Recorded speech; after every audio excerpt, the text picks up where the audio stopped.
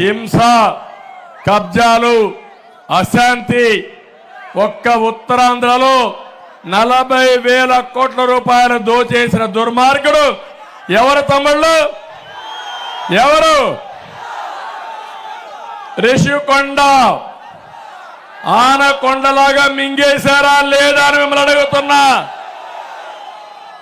500 కోట్ల రూపాయలు ప్యాలెస్ కట్టాడు విలాస పురుషుడు జగన్మోహన్ రెడ్డి.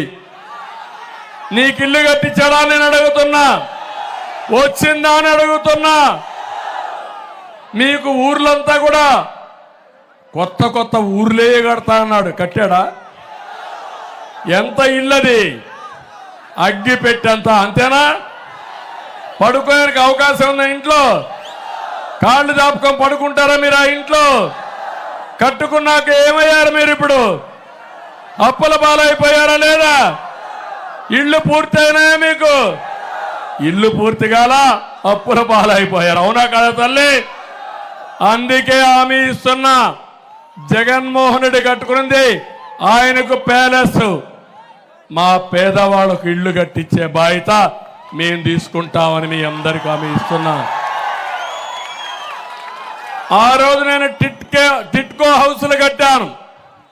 పేదవాళ్ళకి ఒక ఆస్తి సృష్టించాలని ఆ ఇండ్లు కట్టే పరిస్థితికి వచ్చాను. ఈరోజు మళ్ళీ హామీ ఇస్తున్నా, మీకు ఇచ్చిన ఇంటి జాగా నేను క్యాన్సిల్ చేయను. వీళ్ళు చెప్తున్నారు ఇంటి జాగా క్యాన్సిల్ చేస్తారని. చేయను. అక్కడే ఇండ్లు కట్టిస్తా. ఇంటి జాగా రాని వారికి 2 సెంట్లు ఇచ్చి బ్రహ్మాండమైన ఇండ్లు, అప్పుల పాలు కాకుండా ఆస్తిని నిర్మాణం చేసే బాధ్యత నాది. ఈరోజు కేంద్రంలో ఉండే నరేంద్ర మోడీ గారు 10 ఏళ్లలో 4 కోట్ల ఇళ్లు కట్టారు. ఈ రోజే కొత్తగా ఒక ప్రోగ్రాం ఇచ్చారు, 3 కోట్ల ఇళ్లు 5 ఏళ్లలో నిర్మాణం చేస్తామని. ఆ 3 కోట్ల